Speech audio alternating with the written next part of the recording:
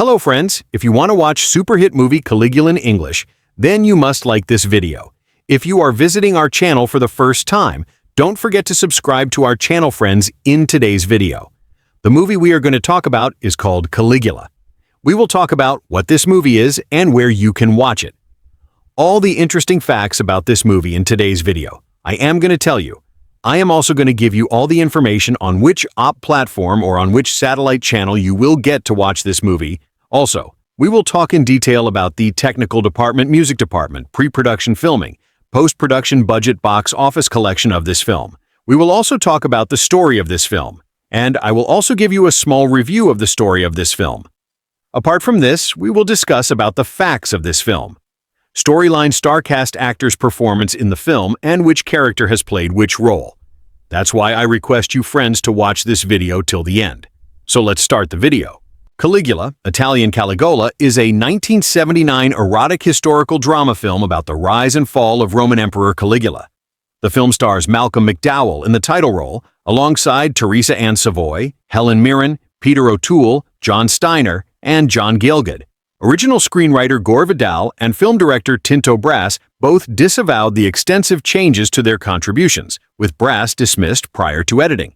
Financier-producer Bob Guccione, founder of Penthouse magazine, engaged Giancarlo Louis to film post-production scenes featuring hardcore sex, significantly altering the film's tone and style. Initially released to Italian cinemas in 1979, then screened in America the following year, Caligula was met with legal issues and controversies over its violent and sexual content. Different abridged versions were released worldwide, while its uncut form remains banned in several countries. Despite a generally negative reception, the film has gained notoriety as a cult classic, with significant merit for its political content and historical portrayal. A 178-minute ultimate cut, approved by McDowell and consisting entirely of new archival footage not used for the previous theatrical release, premiered at the Cannes Film Festival in 2023, and receiving more favorable reviews from critics. Plot: Caligula is the young heir to the throne of his great-uncle, Emperor Tiberius. One morning, a blackbird flies into his room. Caligula considers this a bad omen. Shortly afterward, one of the heads of the Praetorian Guard, Naevius Sutorius Macro, tells Caligula that Tiberius demands his immediate presence at Capri, where the emperor lives with his close friend Nerva, Caligula's dim-witted uncle Claudius, and Caligula's cousin, Tiberius's grandson, Gemellus. Fearing assassination, Caligula is afraid to leave, but his sister and lover Drusilla persuades him to go. At Capri, Caligula finds that Tiberius has become depraved, showing signs of advanced venereal diseases and embittered with Rome and politics. Tiberius enjoys swimming with naked youths and watching degrading sex shows that include deformed people and animals. Caligula observes with fascination and horror.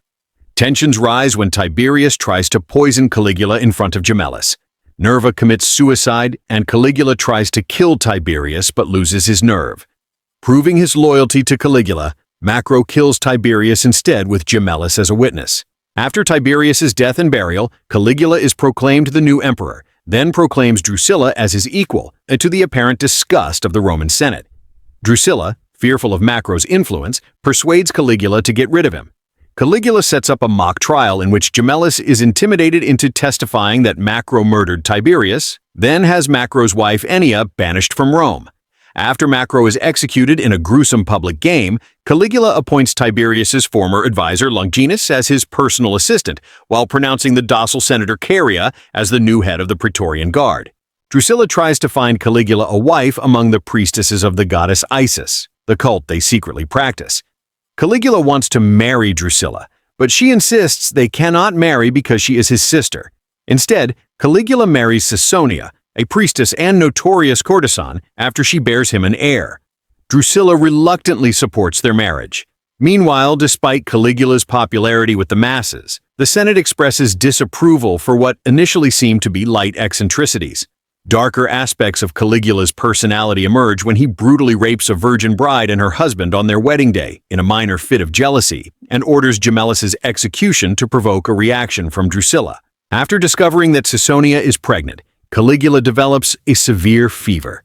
Drusilla nurses him back to health. Just as he fully recovers, Caesonia bears him a daughter, Julia Drusilla.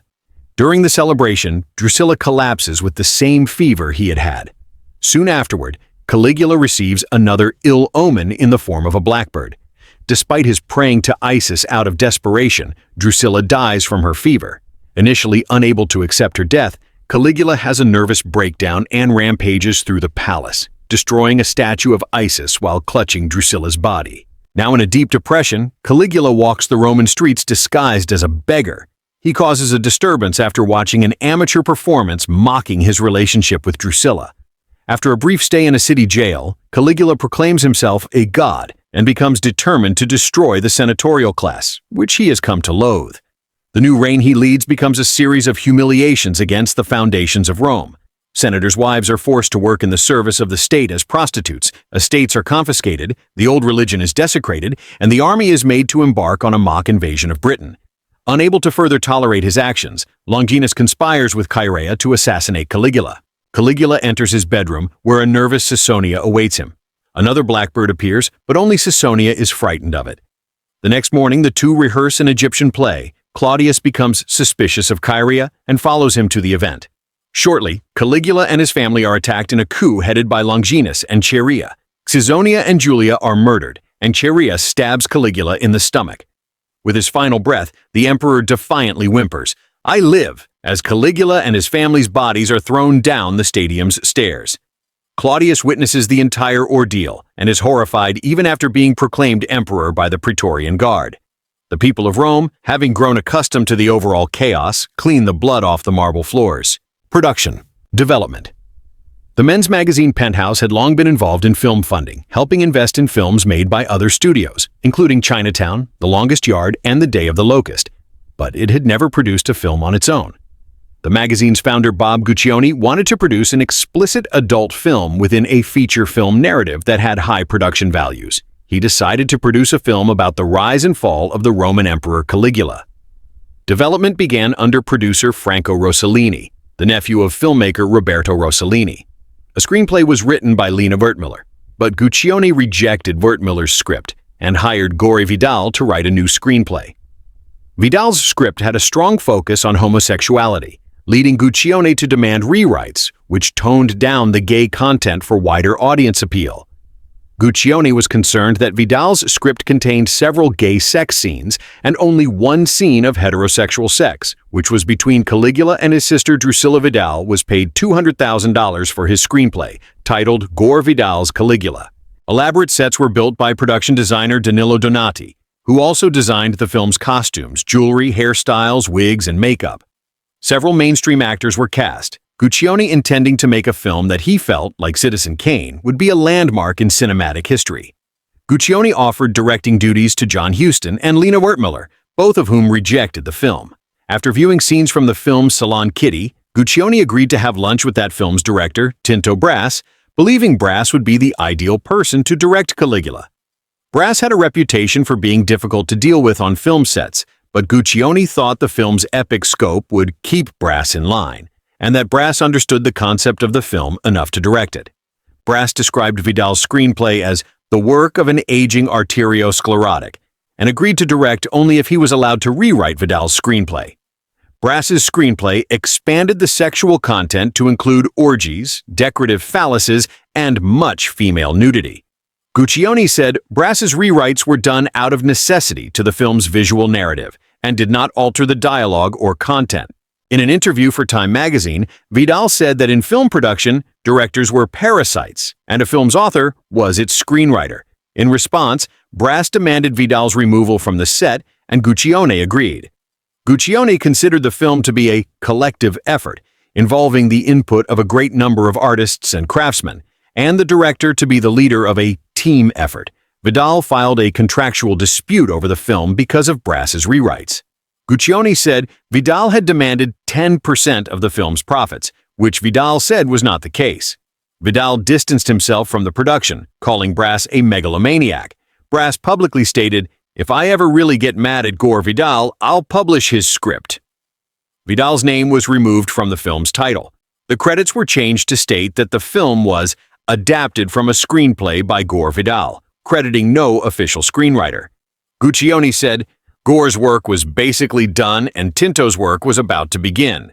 Themes. The film's primary theme is absolute power corrupts absolutely. Vidal's script presented Caligula as a good man driven to madness by absolute power. Brass's screenplay envisioned Caligula as a born monster. In the Encyclopedia of Epic Films, author Joymi Baker describes Brass's screenplay as an anti-epic with an anti-hero on a path of self-inflicted antisocial descent. Guccione said this final draft was more violent than sexual, stating, "I maintain the film is actually anti-erotic. In every one of its scenes you'll find a mixture of gore or violence or some other rather ugly things." Casting. Orson Welles was initially offered $1 million to star as Tiberius, a figure which would have been his highest ever salary, but he refused on moral grounds when he read the script. Gore Vidal expressed disbelief that this could have ever been the case, as he felt that Welles could not have portrayed Tiberius, but then recalled Kenneth Tynan remarking to him at the time that Welles was upset by the script. Renowned actors who did accept roles in the film included Malcolm McDowell, Helen Mirren, Peter O'Toole, and Sir John Gielgud, with Maria Schneider cast as Caligula's doomed sister Drusilla. Schneider became uncomfortable with appearing nude and in sexual scenes, and left the production to be replaced by Teresa and Savoy, with whom Brass had previously worked on Salon. Kitty Schneider had also apparently angered Brass by sewing up the open tunics she was supposed to wear on camera. Gielgud was also offered the role of Tiberius, which he declined, as he felt Vidal's script was pornographic, but he later accepted the shorter role of Nerva. Director Tinto Brass cast his own acquaintances as senators and noblemen, including ex-convicts, thieves, and anarchists. Guccione cast Penthouse pets as female extras in sexual scenes. Filming. Principal photography began in 1976 in Rome. McDowell got along well with Tinto Brass, while Peter O'Toole immediately disliked the director. John Gielgud and Helen Mirren were indifferent to Brass. They ultimately trusted his direction and focused on their own performances. Had stopped drinking alcohol before filming, but Guccione described O'Toole as being strung out on something, and said the actor was not sober during the entire filming schedule. Guccione later complained about McDowell's behavior, calling the actor shallow and stingy. According to Guccione, during the film's production, McDowell took members of the production to dinner at an expensive restaurant to celebrate England's win in a football match against the Italian team, and left the choreographer to pay for the meal, saying he had forgotten to bring enough money. Also, according to Guccione, at the end of the production, McDowell gave his dresser a pendant bearing her name, but it was misspelled, and she gave it back to him. McDowell offered her a signet ring, a prop from the film. She refused because it belonged to the production company. Brass decided not to focus much on Danilo Donati's elaborate sets, and intentionally kept the Penthouse pets in the background during sex scenes, sometimes not filming them at all. Guccione later said that Brass, apparently as a joke, would focus on fat, ugly, and wrinkled old women and have them play the sensual parts intended for the Penthouse pets Brass, and Guccione disagreed about the film's approach to sexual content. Guccione preferred unsimulated sexual content that Brass did not want to film. Post-production. Filming concluded on 24th December 1976. Guccione said Brass shot enough film to make the original version of Ben-Hur about 50 times over. Brass started editing the film, but was not allowed to continue after he had edited approximately the first hour of it. His rough cut was disassembled, and the film was edited by several editors, changing its tone and structure significantly by removing and rearranging many scenes, using different takes, a slower editing style, and music other than Brass intended. A few weeks after filming had concluded, Guccione and Giancarlo Louis returned to Rome, along with several Penthouse pets. Guccione and Louis hired a skeleton crew, snuck back into the studios at night, raided the prop room, and shot a number of hardcore sex scenes to be edited into the film. The new unsimulated sex scenes included Penthouse pets, Anneka Di Lorenzo, and Lori Wagner, who appeared as supporting characters in Brass's original footage. Both performed a lesbian scene together. Brass ultimately disowned the film as a result, and the credits only list principal photography by Tinto Brass. Although there were a number of editors on the film, their names were not credited. Instead, the credit editing by the production is given during the opening credits. Citation needed. As it was intended for an international release, the film was shot entirely in English. It was shot with sound, but there was so much noise at the studios that the main English-speaking actors had to re-record many of their lines later. However, as many of the supporting actresses were Italian, their lines needed to be dubbed in English by other performers. Peter O'Toole was reluctant to re-record his English dialogue. He avoided the film's producers, though they eventually tracked him down to Canada where they dragged him in front of a mic to record his dialogue. After production ended, O'Toole expressed his dislike of the film, although, according to Guccione, he had not even seen the rushes and doubted that it would ever be released. Caligula spent so much time in post-production that the film's co-producer Franco Rossellini feared that it would never be released. Rossellini then decided to make Caligula's expensive sets and costumes profitable by using them in Messalina, a sex comedy directed by Bruno Corbucci. That film was released in Italy in 1977, 2 years before Caligula could be shown to the public. In some territories, it was released after Caligula and falsely marketed as its sequel. Anneka Di Lorenzo, as the title character, and Lori Wagner both reprised their roles from Caligula in Corbucci's film. Danilo Donati's sets and costumes were reused without his permission. Soundtrack. The film was scored by Bruno Nicolai under the name Paul Clemente. According to Christopher Spencer, the score is gloriously dramatic, capturing both the decadent atmosphere of ancient Rome and the twisted tragedy of its true story. The score also featured music by Aram Khachaturian from Spartacus and Sergei Prokofiev from Romeo and Juliet. In November 1980, Guccione formed Penthouse Records to release a double album soundtrack to Caligula. The album featured Nicolai's score and 2 versions, one in a disco style, of the love theme We Are One, which did not appear in the film. Release. An edited version of the film had a limited run in a small town near Forlì, Italy, before opening in Rome on Sunday, November 11, 1979. In Rome, it was the highest-grossing film of the weekend, with a gross of $59,950, equivalent to $205,730 in 2024, from 6 theaters. The film was confiscated by Italian police on November 15th, with the Pubblico Ministero calling many scenes in the film flagrantly obscene. In the United States, Guccione refused to submit Caligula to the MPAA because he did not want the film to receive a rating, even X, which he considered to be demeaning. Instead, Guccione applied his own mature audiences rating to the film, instructing theater owners not to admit anyone under the age of 18.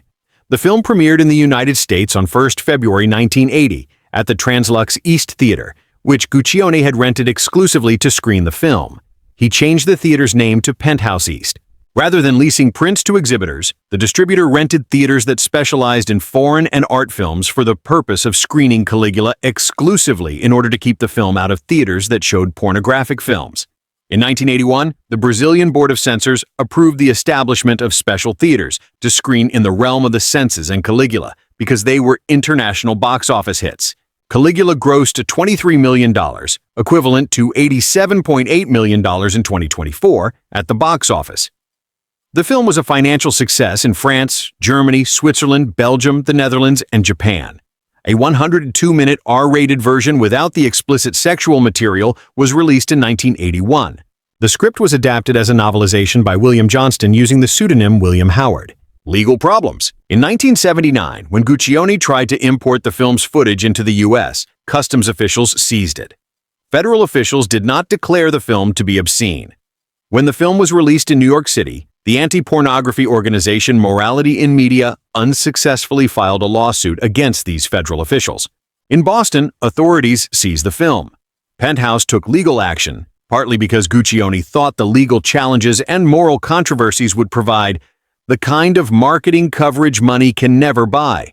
Penthouse won the case when a Boston municipal court ruled that Caligula had passed the Miller test and was not obscene, while the Boston judge said the film lacked artistic and scientific value because of its depiction of sex and considered it to appeal to prurient interests. He said the film's depiction of ancient Rome contained political values which enabled it to pass the Miller test in its depiction of corruption in ancient Rome, which dramatized the political theme that absolute power corrupts absolutely.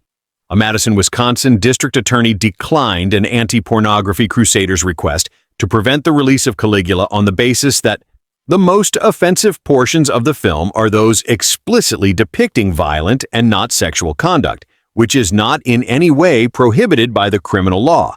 Atlanta prosecutors threatened legal action if the film was to be screened in the city, but experts testified in court on behalf of the film, and Atlanta, too, declared that the film was not obscene. Citizens for Decency Through Law, a private watchdog group that protested against films that it deemed immoral, sought to prevent the film's exhibition in Fair Lawn, Ohio, on the grounds that it would be a public nuisance, leading Penthouse to withdraw the film from exhibition there to avoid another trial. CDL's lawyer advised against attempting to prosecute Penthouse for obscenity and instead recommended a civil proceeding because the film would not be placed against the Miller test.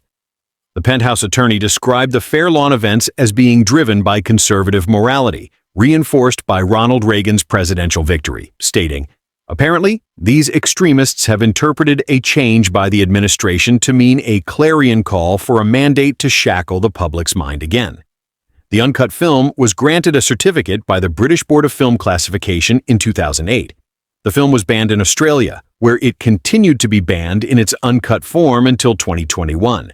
In 1981, Anneka Di Lorenzo, who played Messalina, sued Guccione, claiming sexual harassment. In 1990, after protracted litigation, a New York state court awarded her $60,000 in compensatory damages and $4 million in punitive damages. On appeal, the court vacated the award, ruling that punitive damages were not allowed by the law governing the case. Contemporary reviews. Caligula received generally negative reviews. Roger Ebert gave it 0 stars, calling it sickening, utterly worthless, shameful trash. Ebert wrote, "In the 2 hours of this film that I saw, there were no scenes of joy, natural pleasure, or good sensual cheer. There was, instead, a nauseating excursion into base and sad fantasies." It was one of the few films Ebert ever walked out of. He walked out 2 hours into its 170-minute length after feeling disgusted and unspeakably depressed. He and Gene Siskel selected the film as one of their Dogs of the Year in a 1980 episode of Sneak Previews.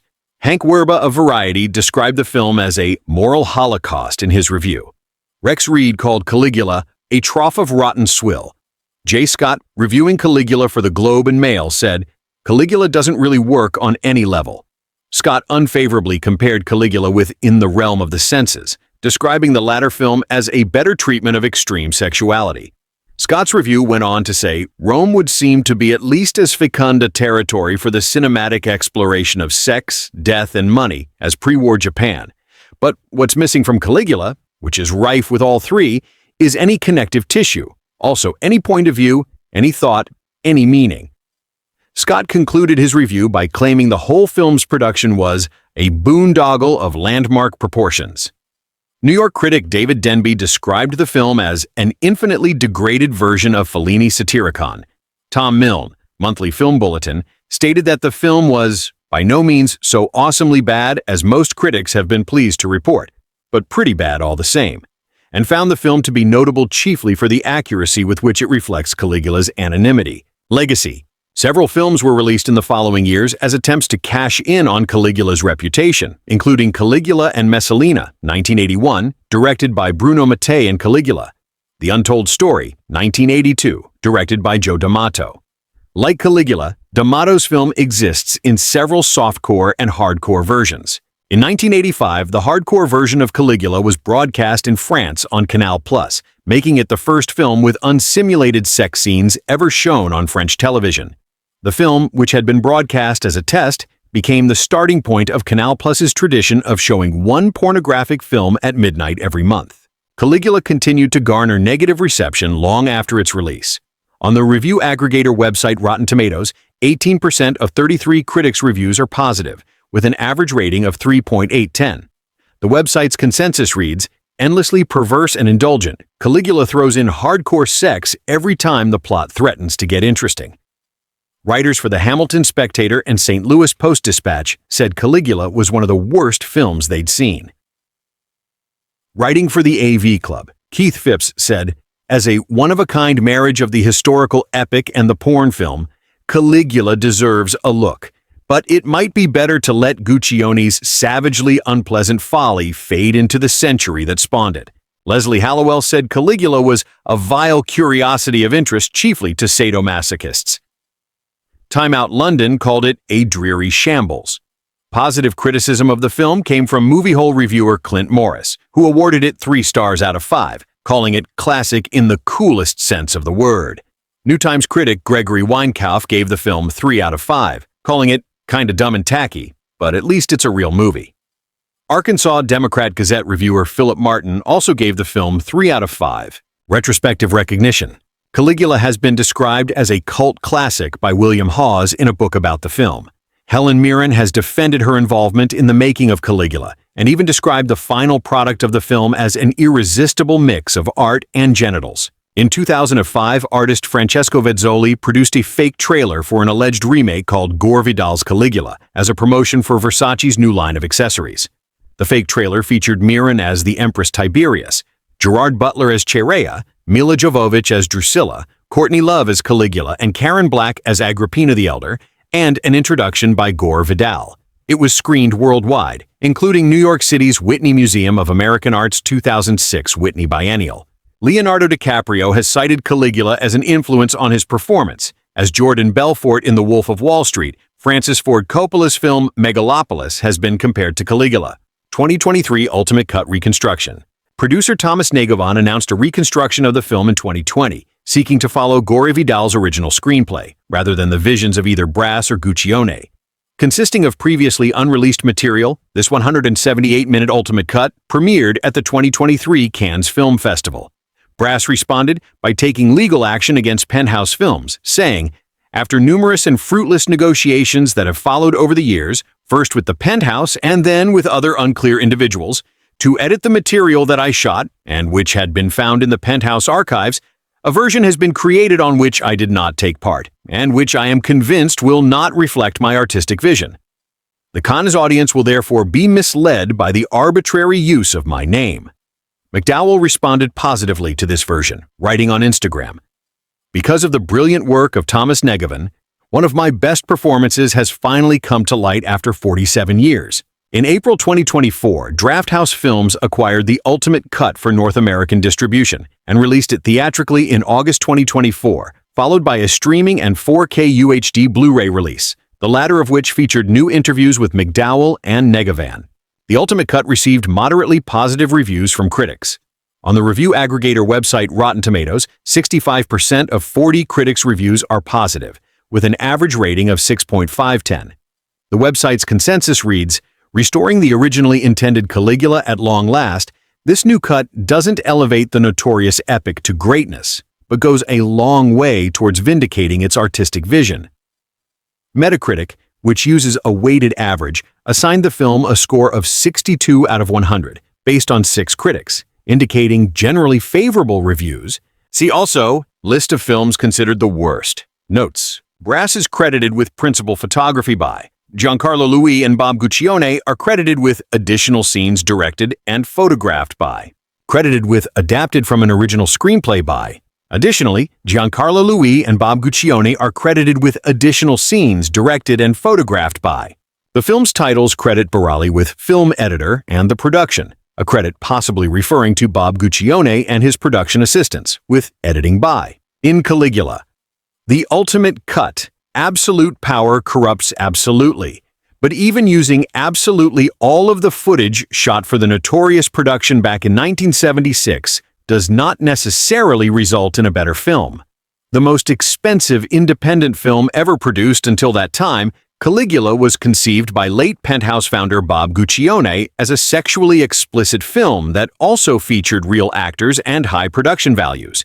Hiring best-selling author Gore Vidal to write a script for Italian avant-garde director Tinto Brass, Salon Kitty, Guccione subsequently attracted such respected thespians as Malcolm McDowell, Peter O'Toole, John Gielgud, and Helen Mirren to star. But after disputes between Brass and Vidal prompted the author to sue to remove his name from the film, Guccione commandeered Final Cut and inserted shots of graphic sex and violence, prompting cast and crew alike to disavow the film. Devoting a substantial portion of his adult life to Caligula after first becoming obsessed with it during the original 1980 theatrical release, writer, musician, and art historian Thomas Negevon dedicated 3 years to meticulously re-editing the film using those original materials with the intent of uncovering a lost masterpiece equal to the pedigree of its talent in front of the camera and behind. He still hasn't found it. More a heroic act of preservation than artistic vindication, the Ultimate Cut highlights what does work practically in the film, the production design and performances, as well as the foundational issues that were likely irreparable from its conception.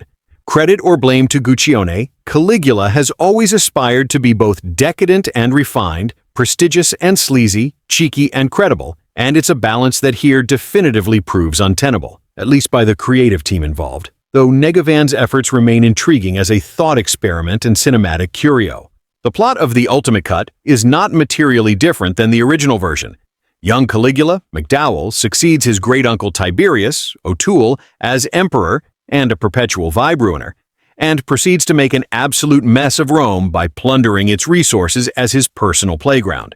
Though he consolidates power by surrounding himself only with his most trusted confidants, notably his sister Drusilla, Teresa and Savoy, and wife Ciconia, Miran, Caligula quickly grows to resent his political and military supporters for precisely the blind fealty he demands from them.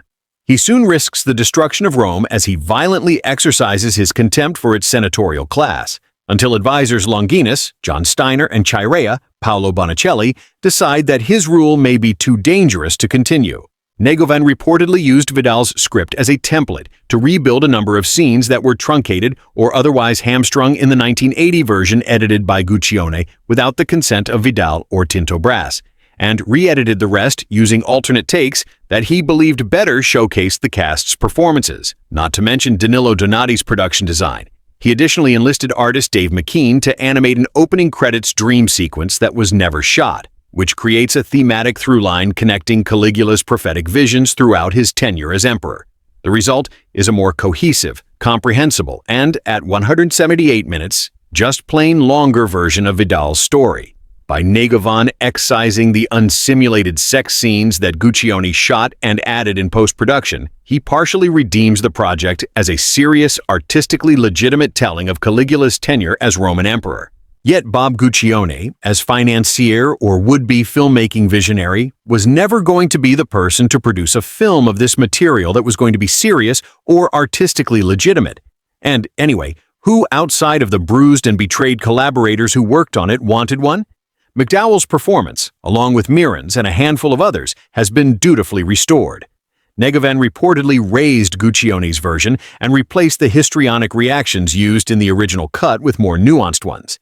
But who's watching this gaudy monstrosity for nuance? Even without its most prurient asset, an onslaught of pornographic close-ups, this is a film in which Tiberius's sex dungeon in Capri has a functioning elevator, Caligula's public games feature a 3-story beheading machine, and the emperor prostitutes the Roman Senate's wives aboard a massive ivory ship he constructs inside his landlocked court.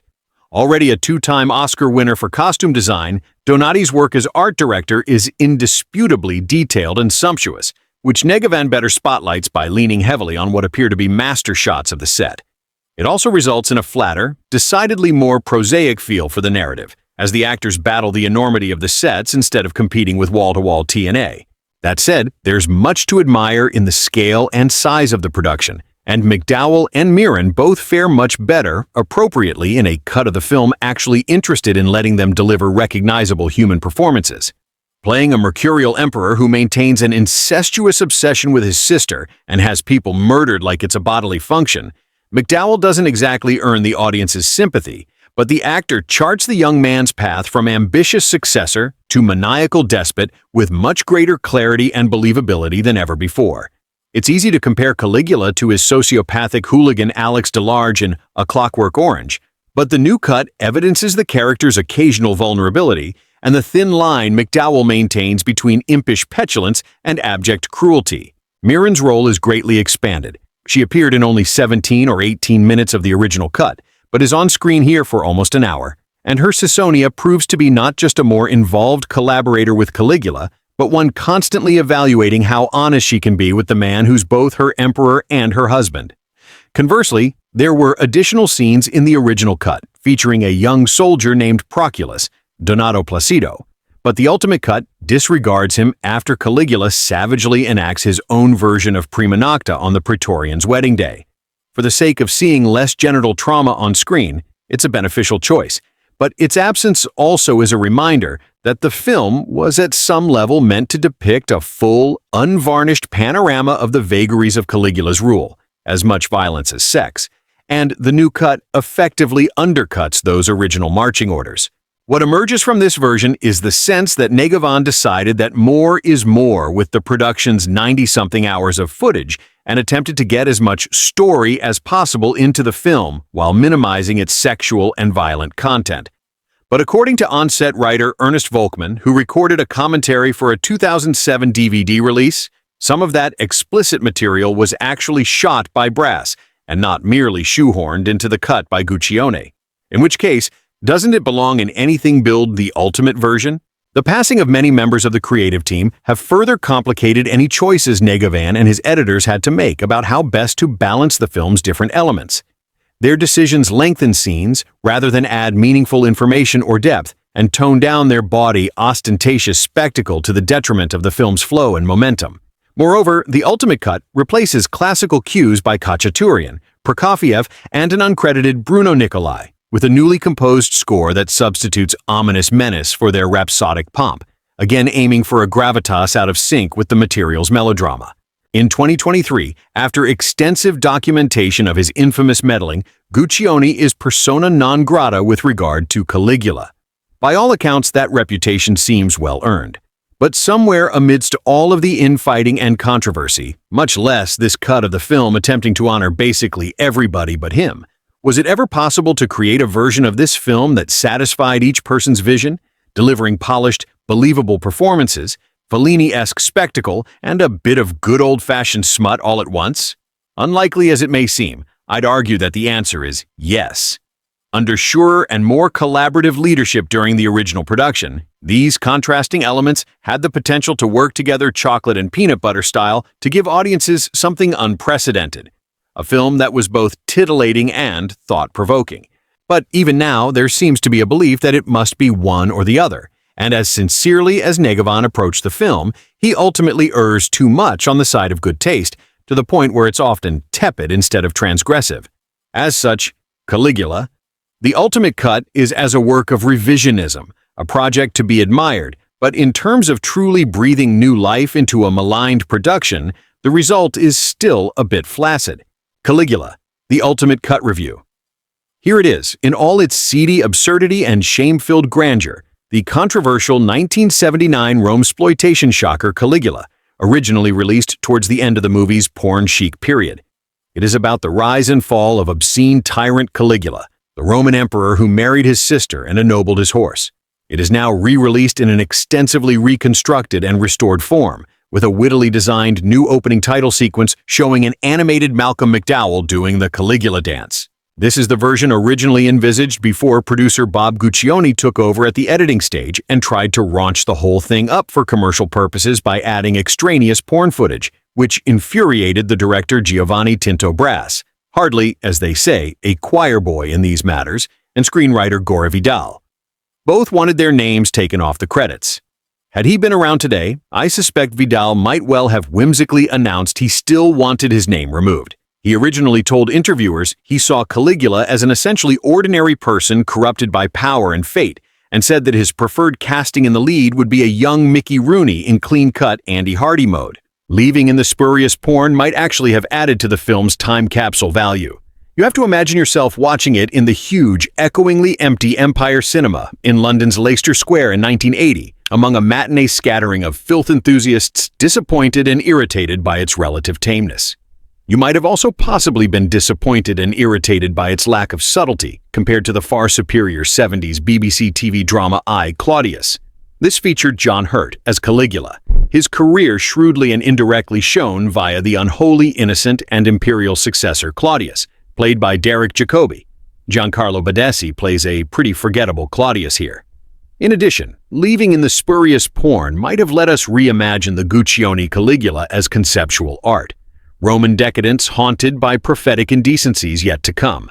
Well, this spruced-up version certainly hangs together as a kind of sub-late Fellini dark erotic reverie, and I admit it has ambition and reach, though tinged with a cynicism and violence that Fellini would never have countenanced. There is a rather amazing execution sequence in which Caligula, positioned on a forward-moving red platform, looks on as a grotesquely circular scythe device inexorably advances to behead supposed traitors buried up to the neck. And it has to be said there is a big intentional laugh when Caligula, at a moment of crisis which needs his personal attention, snaps to an attendant, "Take my horse to his own room." McDowell's extraordinary, cruel cherub face makes him a very vivid villain, and he is giving it everything he has, but he is surrounded by actors who are doing the ancient Rome equivalent of phoning it in, writing it on a scroll and handing it over. Helen Mirren is poutingly sensual as his wife Caesonia. She has an amazing birth scene, but she's given nothing much to work with elsewhere. British-born Teresa Savoy, a veteran of adult-themed Italian movies of the era, is self-conscious and subdued in the potentially explosive and transgressive role of Caligula's sister Drusilla. Looking back, that should have been Mirren's role. Peter O'Toole is roisteringly over the top as Tiberius, but most weird is surely John Gielgud as Nerva, Tiberius's sorrowing and disapproving courtier in Capri. Gielgud has an expression of infinite pain, a kind of eternal suppressed wince, perhaps of his own pain at being involved in this film. The death of Drusilla makes for a break in the proceedings, an old-fashioned intermission in fact, and then Caligula, having mingled incognito with the despised public, returns to behave ever more bizarrely until his inevitable gruesome assassination, quite without the historical import of the first Caesar's end. This Caligula was very much as eroticism was imagined at the time, and that monastic droning that accompanies the group sex scenes is not unlike the ambient orgy sound in Kubrick's Eyes Wide Shut. It all makes for something startling, amusing, and bizarre. Caligula is sickening, utterly worthless, shameful trash. If it is not the worst film I have ever seen, that makes it all the more shameful. People with talent allowed themselves to participate in this travesty. Disgusted and unspeakably depressed, I walked out of the film after 2 hours of its 170-minute length. That was on Saturday night, as a line of hundreds of people stretched down Lincoln Ave, waiting to pay $7.50 apiece to become eyewitnesses to shame. I wanted to tell them. What did I want to tell them? What I'm telling you now, that this film is not only garbage on an artistic level, but that it is also garbage on the crude and base level where it no doubt hopes to find its audience. Caligula is not good art, it is not good cinema, and it is not good porn. I've never had anything against eroticism in movies. There are X-rated films I've enjoyed, from the sensuous fantasies of Emmanuel to the pop comic absurdities of Russ Meyer. I assume that the crowds lining up for admission to the Davis Theater were hoping for some sort of erotic experience. I doubt that they were spending $15 a couple for a lesson on the ancient history of Rome. All I can say is that the makers of Caligula have long since lost touch with any possible common erotic denominator, and that they suggest by the contents of this film that they are jaded, perverse, and cruel human beings.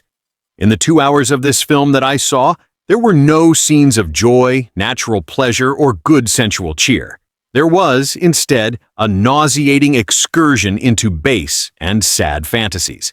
You have heard that this is a violent film, but who could have suspected how violent and to what vile purpose it really is? In this film, there are scenes depicting a man whose urinary tract is closed and who has gallons of wine poured down his throat. His bursting stomach is punctured with a sword. There is a scene in which a man is emasculated and his genitals thrown to dogs who eagerly eat them on the screen. There are scenes of decapitation, evisceration, rape, bestiality, sadomasochism, necrophilia. These scenes, indeed the movie itself, reflect a curiously distanced sensibility. Nobody in this film really seems to be there. Not the famous actors like Malcolm McDowell and, very briefly, Peter O'Toole and John Gielgud, whose scenes have been augmented by additional porn shot later with other people and inserted to spice things up.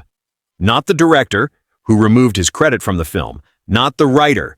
What in the world can it mean that this movie is adapted from an original screenplay by Gore Vidal? Not even the soundtrack. The actors never quite seem to be speaking their own words, which were so badly dubbed in later that the dialogue never seems to be emerging from the drama itself. The film even fails to involve itself in the action. Caligula has been photographed and directed with such clumsiness and inelegance that pieces of action do not seem to flow together. The plot is incomprehensible. The events are frequently framed as if the camera was not sure where it was, and everything is shot in muddy, ugly, underlit dungeon tones. The music is also execrable. So what are we left with? A movie, I am afraid, that may be invulnerable to a review like this one. There are no doubt people who believe that if this movie is as bad as I say it is, it must be worth seeing. People who simply cannot believe any film could be this vile. Some of those people were walking out of the Davis before I did Saturday night. Others were sitting, depressed, in the lobby. That should not, I suppose, be surprising. The human being is a most curious animal, often ready to indulge himself in his base inclinations, but frequently reluctant to trust his better instincts. Surely people know, going in, that Caligula is worthless. Surely they know there are other movies in town that are infinitely better. Yet here they are at Caligula. It is very sad. My friendly recommendation is that they see The Great Santini to freshen their minds and learn to laugh and care again in a movie. People learn fast. "This movie," said the lady in front of me at the drinking fountain, "is the worst piece of shit I've ever seen." The movie to this day, still does not have a single credited director. It reads principal photography by Tinto brass, editing by the production and additional scenes directed, and photographed by Bob Gahn and Giancarlo Louis. The final cut then measured 136 minutes after the sexual content was added to it. All of this was done without Gore Vidal's knowledge, and when he found out, sued the Penthouse Corporation to have his name removed from the credits. They paid him a settlement, and as a courtesy left his name, and although Vidal publicly disowned the film, there are still 3 versions of this film available for purchase, and depending on which one you view will give you the impression with which you must rate it. There is the 102-minute rated version, the 123-minute extended version, and the final 156-minute full and unrated version. I'd always heard of the storm of controversy surrounding this film, and there was never a way to get it. Netflix did not carry it at the time, and copies were terribly expensive on eBay, so I waited and then stumbled upon the uncut and unrated edition in a DVD shop in the mall. It was $20, and although I never pay that much for a movie, let alone one I had never seen, I purchased it, figuring that it would be good because of all the actors. After seeing it, I am left with mixed feelings. You can clearly see what scenes were in the original brass film and which were edited in by Gahn and Louis. So to rate this movie, I will keep in mind that Separation McDowell gives a decent performance as the title character Caligula through tantrums and episodes of madness. He is actually quite convincing. Peter O'Toole is also pretty good as the Emperor Tiberius, although the makeup they gave him really detracted from his performance. John Steiner and John Gielgud are also solid in their supporting roles. Even amidst all the chaos in post-production, the costumes and set designs are top-notch. They really add to the lush setting of ancient Rome, and it is a shame that what happened to this film because due to their immense budget, had they stayed faithful to Vidal's script, they could have had a masterpiece on their hands. I will rate this movie a 7 out of 10 because as I can differentiate between the 2 different stages of this movie, the real and the extravagant, although orgies were a mainstay in Rome.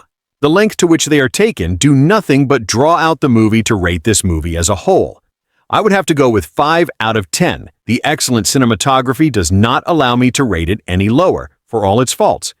Caligula is certainly an interesting film. It has one foot in the grand Hollywood epics of the past, reflected right down to the cast, which includes Peter O'Toole, Lawrence of Arabia, John Gielgud, Julius Caesar, Malcolm McDowell, A Clockwork Orange, and Helen Mirren, the Queen. To me, Mirren is the most interesting inclusion here because she's definitely an amazing actress who established herself at a very young age on the British stage, but seemed to be cast in films based largely on her looks in the 60s and 70s, often appearing nude. And this is where it cannot be denied that Caligula certainly has one foot in the territory of pornography. It features unsimulated sex and lots of nudity. While I guess not every film that features unsimulated sex is necessarily categorized as pornography, asks Gasper. No, this movie was made and or distributed by Penthouse Films, so you should know what you're getting into. If you choose not to consider it pornography, it's definitely at least exploitation, and that in itself is interesting. How the hell did John Gielgud, considered by many to be the greatest stage actor of all time, sign on for this movie? The same can be asked for Peter O'Toole. It's less of a stretch for Helen Mirren given her film career up to this point, and for McDowell director Tinto Brass is certainly committed to excess here at any given moment. There are naked men and women all over the screen. The violence itself is excessive, and the mix of sex and violence is pretty disturbing. Not to call this movie realistic, but at The very least, the film subject Julio Claudian Emperor Caligula is pretty well known for being insane, so it's not just violence and sex for violence's and sex's. Sake Caligula was accused of being incestuous, killing people on a whim, and hosting orgies, and McDowell captures this all fairly well. He's a bit too polished, in my opinion, to really capture the alleged insanity of the notorious emperor, but his pride and cockiness. This isn't a pun are on full display here. McDowell knows how to properly chew the scenery. There's not a whole lot of subtlety, even in his performance in A Clockwork Orange, however. About halfway through the film, I lost interest, and I guess that's just a product of what makes it interesting. You wonder how the hell this movie can look like a big, budget Hollywood epic while being a porno. But then, after you've grappled with that for an hour, what is there to interest you? More details, I had seen it before a few years ago at an evening meetup of the University of Otago Classic Society. That time I had never heard of the film's reputation and was understandably surprised at stumbling across a late 1970s combination of sword and sandal epic and hardcore pornography. But I knew what I was getting into and wanted to see if Caligula was quite as unique as I remembered in the event. It wasn't as unique as I remembered. Indeed, Caligula, the film is all a bit sad and dull to 2019 eyes, which might say more about 2019 than anything else. Game of Thrones can cast a long shadow over previously risque material, to the point that even a legendary piece of cinematic pornography like Caligula loses its power to shock genitalia and oral sex on screen, yawn disemboweling and child murder. Yawn brother-sister incest must be Tuesday. For legal and moral reasons, the film even dials back on some of Tiberius' alleged historical monstrosities via aging up his little fishes. So yes, Caligula is a failure, and I was struck by this. It is an ambitious failure. It makes a serious, albeit ponderous attempt to examine the mind of a man gifted with absolute power over his fellow human beings. Such a man, the film argues, would soon think himself a god and go mad. As a result, all well and good.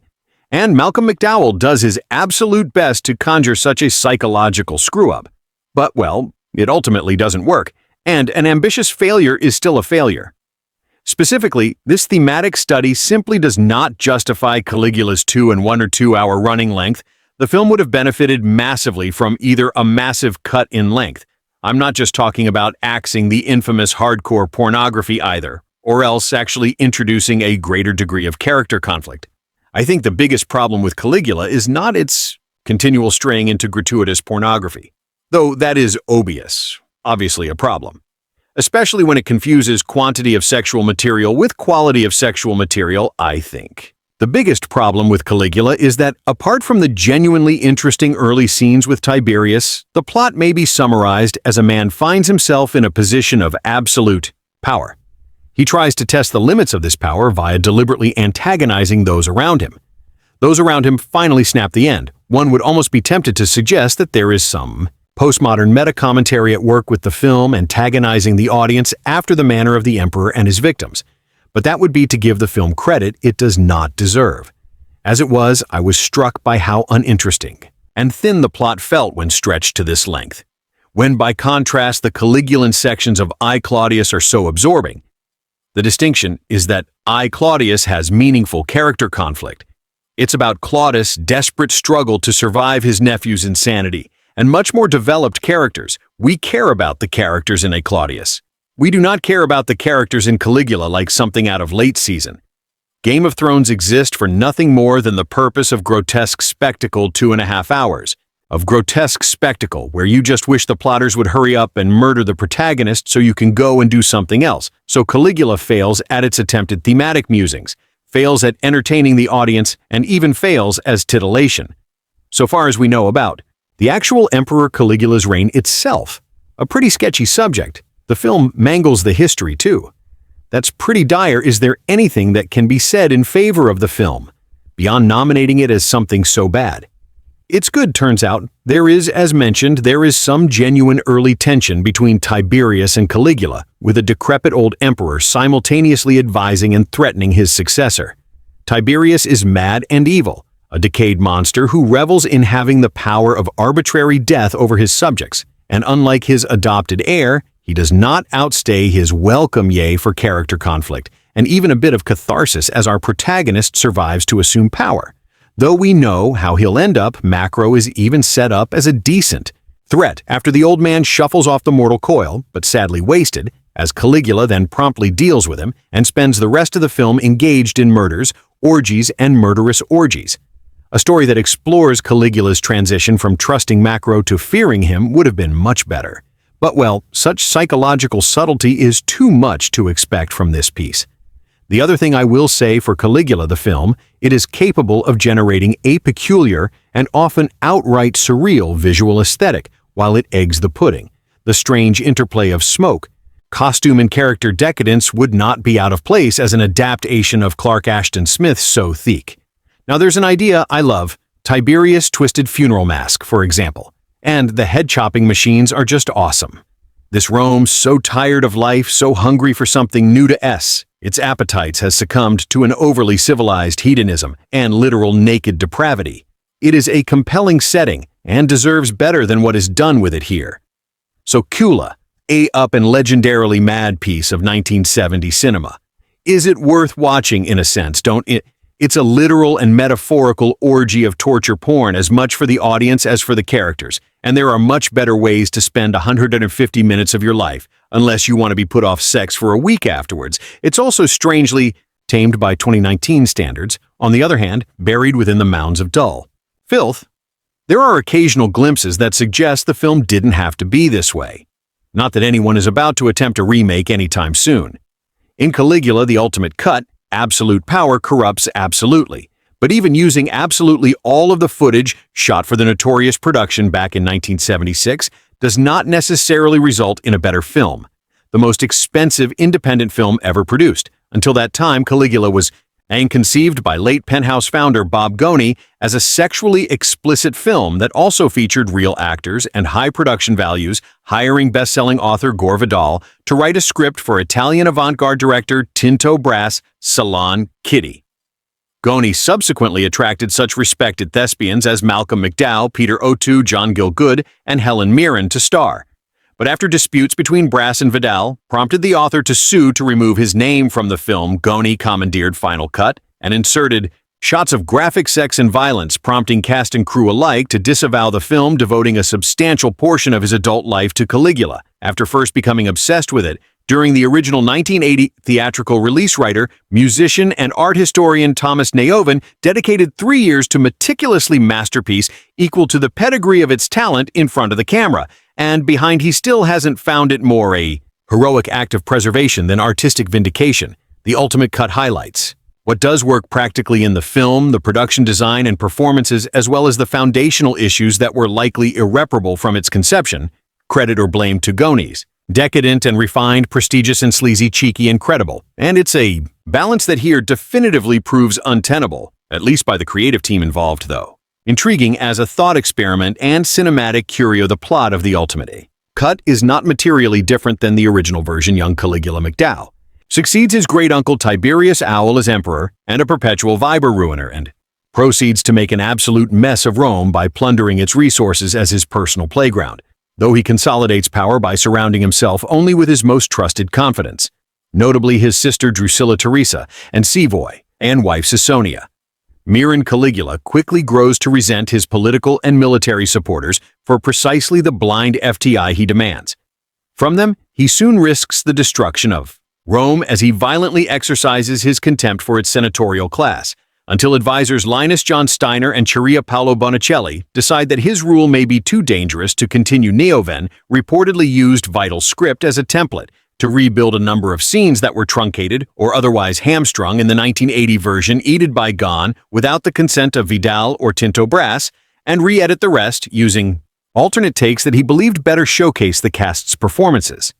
Not to mention Danilo Dina's production design, he additionally enlisted artist Dave McKen to animate an opening credits dream sequence that was never shot, which creates a thematic through-line connecting Killa's prophetic visions throughout his tenure as emperor. The result is a more cohesive, comprehensible, and at 178 minutes just plain longer version of Vidal's story by Neoven, excising the unsimulated sex scenes that Gone shot and added in post-production. He partially redeems the project as a serious, artistically legitimate telling of Caligula's tenure as Roman emperor, yet Bob Guccione as finer or would-be. Filmmaking visionary was never going to be the person to produce a film of this material that was going to be serious or artistically legitimate. And anyway, who, outside of the bruised and trade collaborators who worked on it, wanted one McDowell's performance, along with Myron and a handful of others, has been dutifully restored. Neovan reportedly raised Gahn's version and replaced the histrionic reactions used in the original cut with more nuanced ones. But who's watching this gaudy monstrosity for nuance, even without its most pure asset? An onslaught of pornographic close-ups. This is a film in which Tiberia's sex dungeon in Capri has a functioning elevator.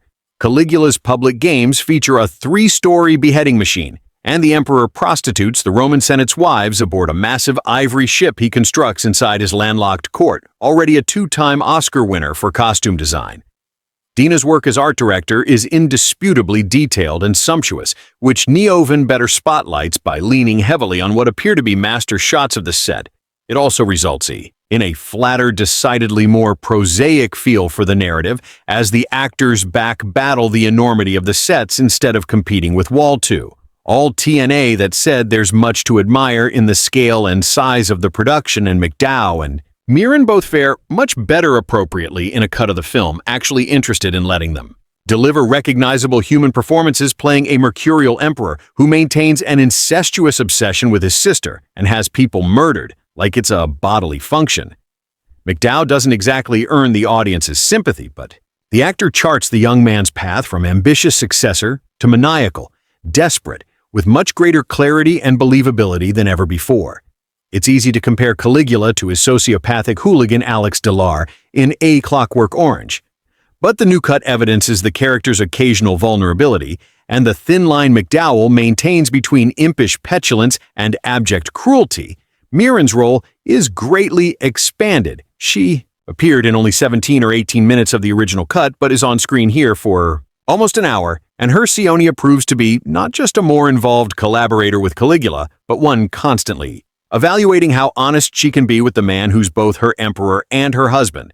Conversely, there were additional scenes in the original cut featuring a young soldier named Proculus Donato Placco, but the ultimate cut disregards him after Caligula savagely enacts his own version of prima nocta on the Praetorian wedding day for the sake of seeing less genital trauma on screen. It's a beneficial choice, but its absence also is a reminder that the film was at some level meant to depict a full, unvarnished panorama of the vagaries of Caligula's rule, as much violence as sex, and the new cut effectively undercuts those original marching orders. What emerges from this version is the sense that Neovan decided that more is more with the production's 90s-something hours of footage and attempted to get as much story as possible into the film while minimizing its sexual and violent content. But according to on-set writer Ernest Vulgan, who recorded a commentary for a 2007 DVD release, some of that explicit material was actually shot by Brass and not merely shoehorned into the cut by Goni. In which case, doesn't it belong in anything Build the Ultimate Version? The passing of many members of the creative team have further complicated any choices Nick Goen and his editors had to make about how best to balance the film's different elements.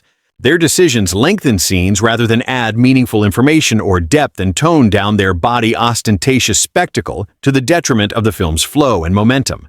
Moreover, the ultimate cut replaces classical cues by Khachaturian Prof and an uncredited Bruno Nicolai with a newly composed score that substitutes ominous menace for their rapaic pump, again aiming for a gravitas out of sync with the material's melodrama in 2023. After extensive documentation of his infamous meddling, Coney is persona non grata with regard to Caligula. By all accounts, that reputation seems well earned, but somewhere amidst all of the infighting and controversy, much less. This cut of the film, attempting to honor basically everybody but him, was it ever possible to create a version of this film that satisfied each person's vision, delivering polished, believable performances, Phelan-esque spectacle, and a bit of good old-fashioned smut all at once, unlikely as it may seem, I'd argue. That the answer is yes under Cher and more collaborative leadership during the original production. These contrasting elements had the potential to work together chocolate and peanut butter style to give audiences something unprecedented, a film that was both titillating and thought-provoking. But even now, there seems to be a belief that it must be one or the other. And as sincerely as Neovan approached the film, he ultimately errs too much on the side of good taste, to the point where it's often tepid instead of transgressive. As such, Caligula, the ultimate cut, is as a work of revisionism, a project to be admired, but in terms of truly breathing new life into a malign production, the result is still a bit flayed. Tiberius.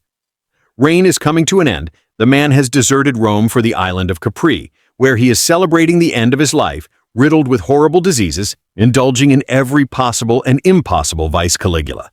Malcolm McDowell, son of Germanicus, and favorite with the army, and people, has been adopted by Tiberius Peter Uhl as his heir, despite Tiberius' acknowledgement that he was rearing a viper for the Roman people when the BBC made Claudius. They used the opportunity to put a good amount of nudity and questionable subject matter on the screen.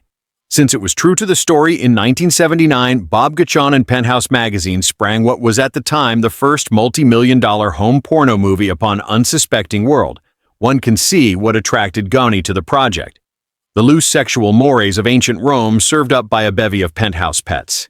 However, what makes this movie more than that is a quite literate script from Gore Vidal. More Gore than Vidal, as someone said, and Tinto Brass Visual Sense was allowed free rein with such a budget $17 million. This is not an erotic movie. True, there are copious scenes of copulation with many ladies, worthy of the hottest uncut porno movie, but Brass doesn't linger on them long enough for them to become titillating. He has to show something gross and or bloody in the same scene. Gladiator shows us a more noble, cleaner Rome, where at least some of the residents are good, but even the sleazy. Comus looks like a saint in comparison with Tiberius and Caligula. The 18 certificate version of this film runs 102 minutes. The full unexpurgated version runs 156 minutes.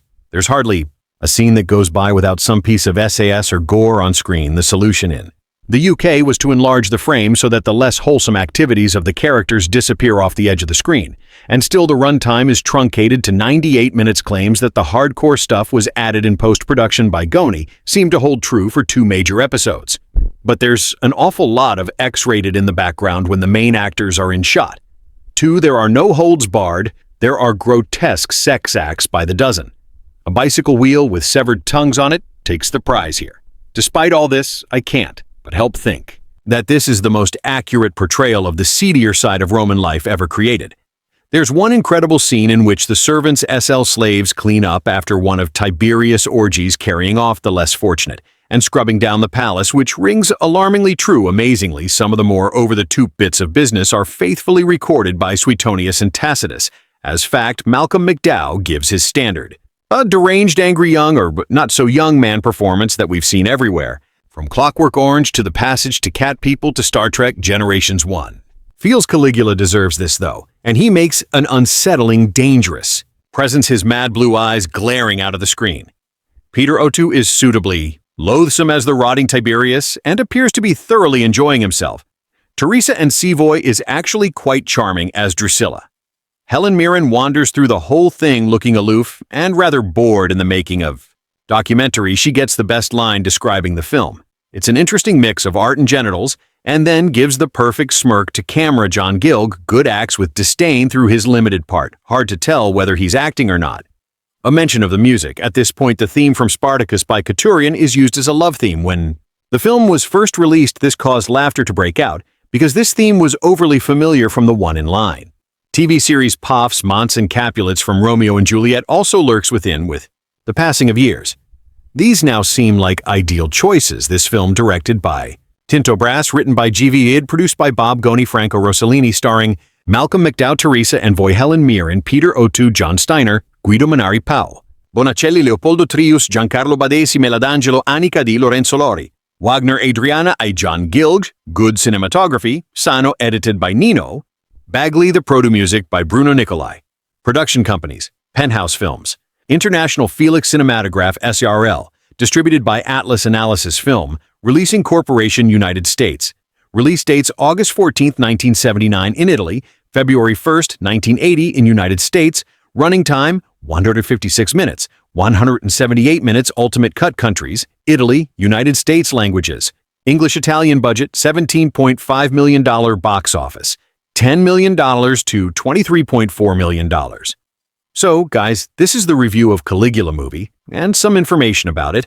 How do you like our today's video? Please let us know by commenting. And if you like this video, please like it, share it, and don't forget to subscribe to our channel. Thanks for watching.